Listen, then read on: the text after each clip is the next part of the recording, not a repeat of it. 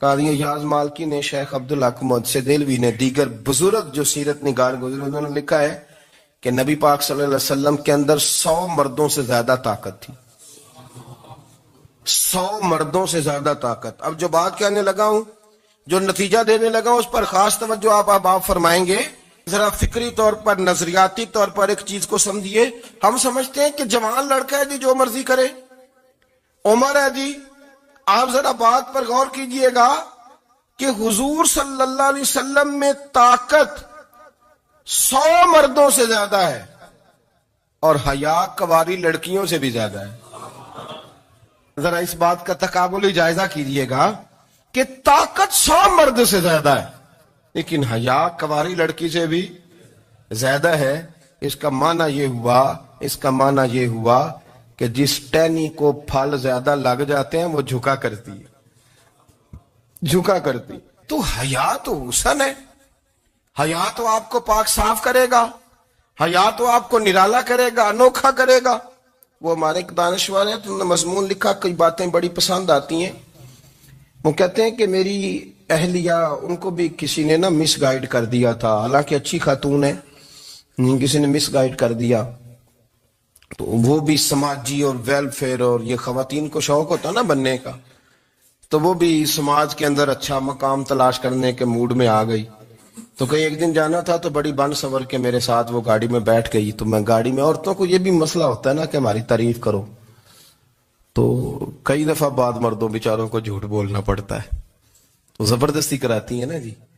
تو اس میں گنجائش بھی دی ہے شریعت نے گنجائش دی ہے کہ کبھی بیوی کو راضی کرنے کے لیے خلاف واقعہ بات کرنی پڑے تو کر لینی چاہیے. تو وہ کراتی بھی ہیں. 3 موقع پر خلاف واقعہ بات کرنے کی اجازت ہے. واقعے کے خلاف بھی آپ بات کر سکتے ہیں. جنگ کے موقع پر 2 لوگوں کو صلح کرانے کے لیے اور بیوی کو راضی کرنے کے لیے کر لیں کوئی ایسی بات. بے شک اپنی طبیعت پہ جبر کر کے کر لیں، گنجائش ہے، اجازت ہے. تو وہ کہتے ہیں جب وہ گاڑی میں میرے ساتھ بیٹھی بن سور کے، تو وہ تقاضا کرنے لگی کہ میں نے بڑے اچھے کپڑے پہنے ہیں پر آپ نے توجہ نہیں کرائی. وہ سیانا بندہ تھا، وہ چاہ رہا تھا کہ میری خاتون سمجھ جائے.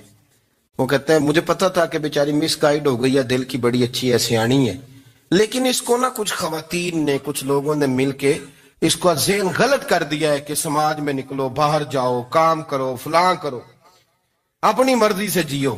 تو میرے ساتھ گاڑی میں بیٹھی کہیں جانے کے لیے، تو مجھ سے کہنے لگی کہ آپ نے میری طرف توجہ ہی نہیں کی، آپ نے کوئی ذکر ہی نہیں کیا کہ میں کیسی لگ رہی ہوں. تو وہ کہتے ہیں میں نے اسے کہا کہ اگر تو ناراض نہ ہو تو پھر میں صحیح والی تعریف کر دوں. تو اس نے کہا کہ آپ کر دیں. تو کہتے ہیں میں نے درد سے اور خلوص سے اپنی بیوی سے کہا، خلوص کے ساتھ. میں نے کہا میں تو روز گھر ہوتا ہوں، روز شام کو گھر ہوتا ہوں. اگر تو میرے لیے تیار ہوتی تو میں تیری تعریف کرتا، لیکن آج تو باہر جانے کے لیے تیار ہوئی، تو پھر ان سے تعریف کی امید رکھ جن کے لیے تو نے تیاری کی ہے. میرے لیے تیاری کرتی تو میں تو ہر شام تیرے پاس ہوتا ہوں. کہتے ہو میرے لفظوں میں درد تھا تو وہ بھی رو پڑی اور کہنے لگی آپ گاڑی روک دیں، مجھے باہر جا کے کسی کو راضی نہیں کرنا، میں نے اسے راضی کرنا ہے جس کو رب کریم نے میرا شوہر بنایا ہے اور میرے لیے منتخب کیا ہے میرے ماں باپ کو. میں واپس لوٹتی ہوں. یہ ایک پہلو ہے سلگتا ہوا، اس کو سمجھا جائے. رسول کریم صلی اللہ علیہ وسلم عرب کی کواری لڑکیوں سے زیادہ حیا والے تھے. کواری لڑکیوں سے زیادہ حضور حیا فرمایا کرتے تھے. جب خانہ کعبہ کی مکہ شریف میں تعمیر ہو رہی تھی نا، اہل عرب اس کو تعمیر کر رہے تھے، تو نبی پاک صلی اللہ علیہ وسلم اپنے چچا حضرت عباس کے ساتھ خانہ کعبہ کی تعریف میں مصروف تھے. تو عرب کے لوگ چونکہ لمبا کرتا پہنتے تھے پیروں تک، تو نیچے اگر کسی وقت کوئی چیز نہیں بھی ہوتی تھی تو کسی کو وہ نظر نہیں آتی تھی، چونکہ پردہ رہتا تھا، لمبا کرتا پہنا ہوا ہوتا تھا.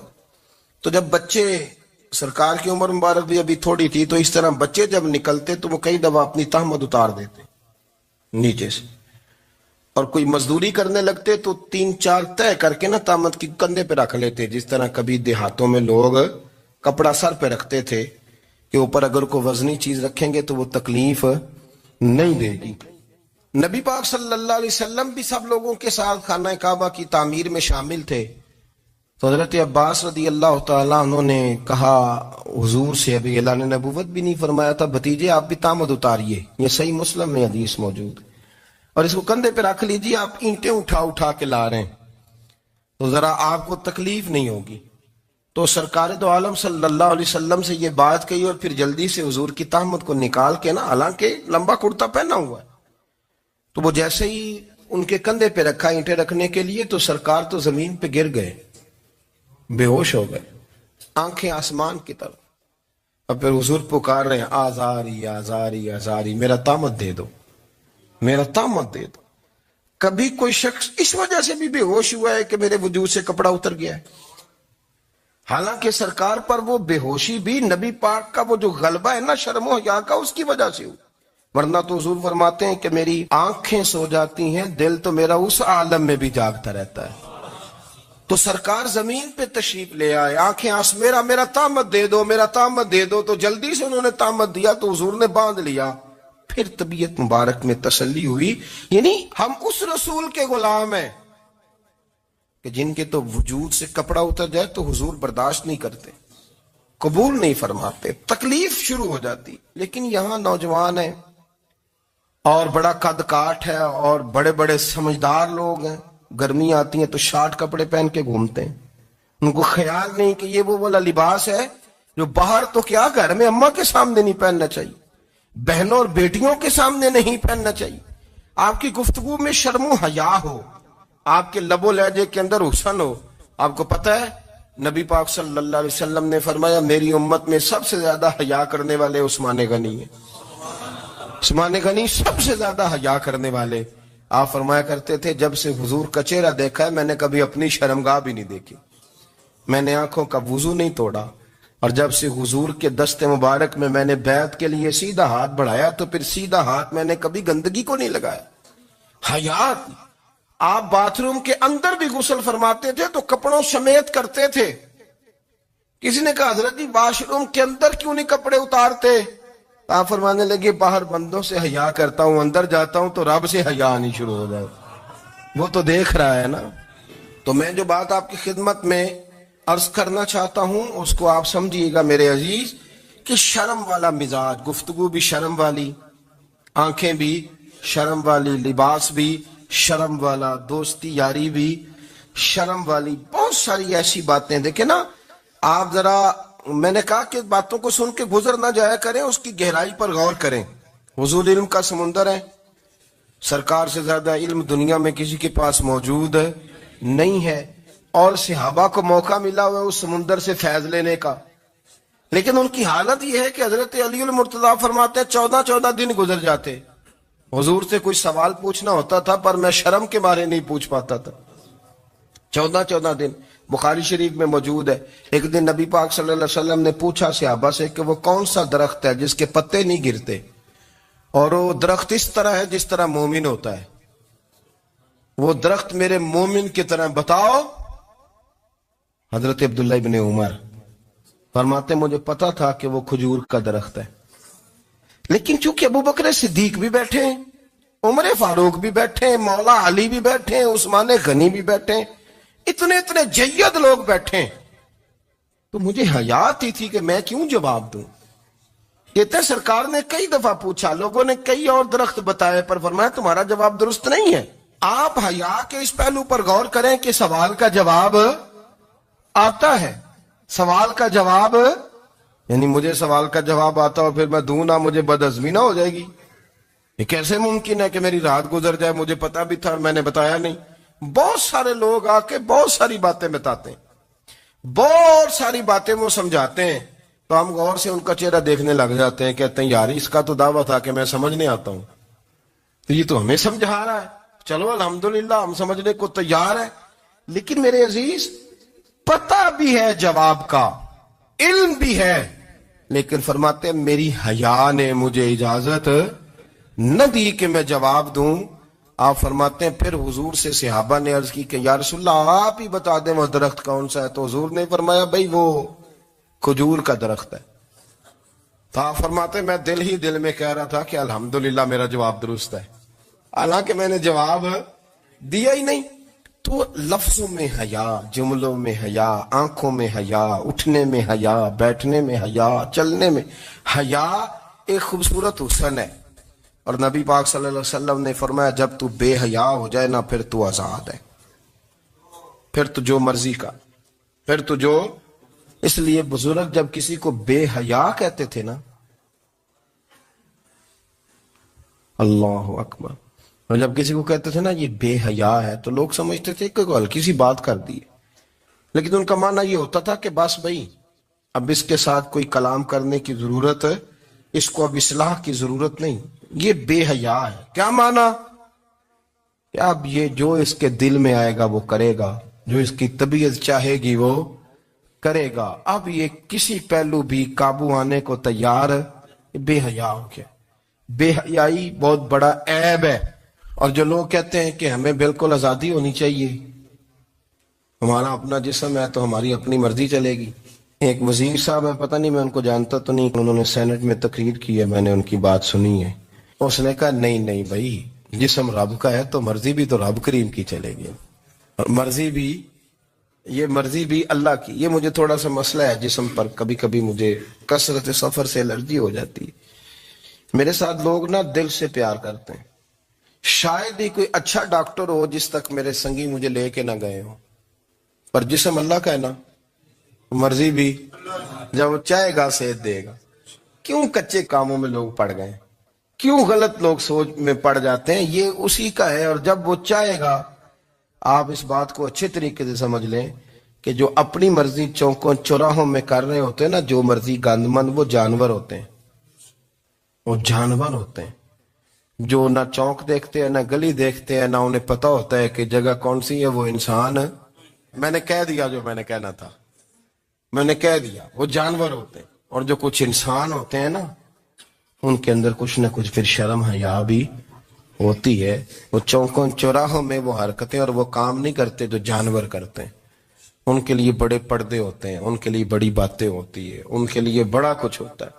جو بالکل آزاد ہو جائے، کوئی پتہ نہ ہو کس وقت کیا کہنا ہے کیا کرنا ہے، تو پھر وہ دائرہ انسانیت سے خارج ہو جاتا ہے.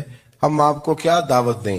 آپ تو وہ باتیں کر رہے ہیں جو اسلام کا انسانیت کے حق میں بھی ٹھیک نہیں. آپ تو وہ والی باتیں کر رہے ہیں جن کا انسانیت بھی تقاضا نہیں کرتی کہ یہ باتیں ہونی چاہیے.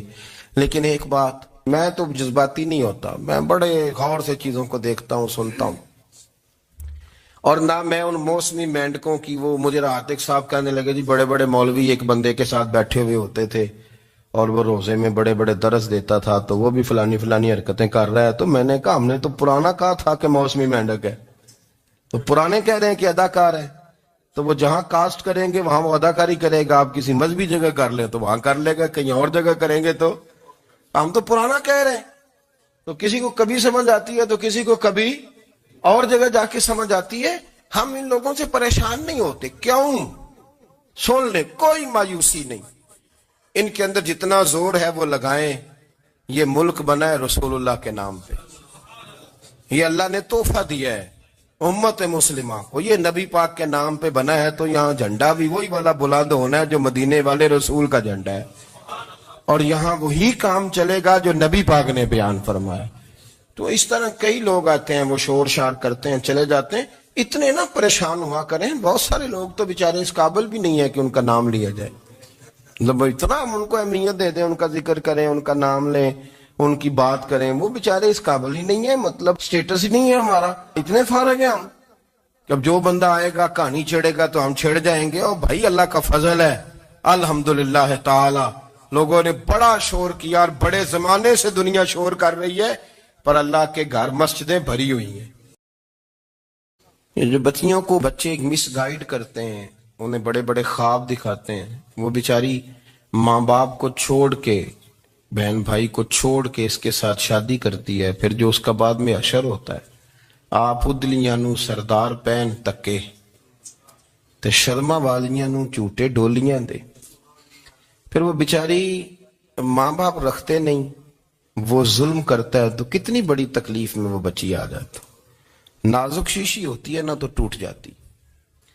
یہی حال اب جدید خواتین اور یہ جو کچھ اینکر پرسن ہیں، یہ اصل میں نا یہ آپ کو سیاست سکھاتے ہیں، لیکن یہ مادر پیدر آزاد لوگ ہیں، بالکل آزاد۔ یہ تو علماء شور نہ کریں، بات نہ کریں، گفتگو نہ کریں، مشائخ بات نہ کریں، اور یہ جو کچھ سنجیدہ اور دینی طبقہ ہے یہ کوئی شور نہ کرے، یہ تو روڈوں پہ ننگے ہو کے آ جائیں معاذ اللہ۔ خوفناک نظریہ رکھتے ہیں یہ لوگ۔ عورت کو کہتے ہیں تیرے حقوق ہم تجھے لے کے دیں گے، مثلاً وہ کون سا حق ہے جو تم نے لے کے دینا ہے؟ میرے نبی کریم صلی اللہ علیہ وسلم اس کو بیٹی بھی بنایا ہے، اس کو بہن بھی بنایا ہے، اس کو ماں بھی بنایا ہے، اسے بیوی کا عالی شان رتبہ بھی عطا فرمایا ہے۔ اور چونکہ بیٹی کا بھی حق بڑا بیان کیا جاتا ہے، بہن کا بھی، ماں کا بھی، اور بیوی کے معاملے میں لوگ سمجھتے ہیں کہ زیادہ بات نہیں کرنی چاہیے، شاید مسئلہ خراب ہو جائے۔ حالانکہ نبی پاک صلی اللہ تعالی علیہ وسلم نے بیوی کے بارے میں پتہ کیا فرمایا؟ فرمایا جب تم نکاح کر لیتے ہو تو اپنا ایمان محفوظ کر لیتے ہو۔ اب میں اس کی شرح نہیں کرتا، اب خود کر لیجئے گا کہ وہ ایک ایسی شخصیت ہوتی ہے کہ جس کی موجودگی میں آپ کا ایمان محفوظ ہے۔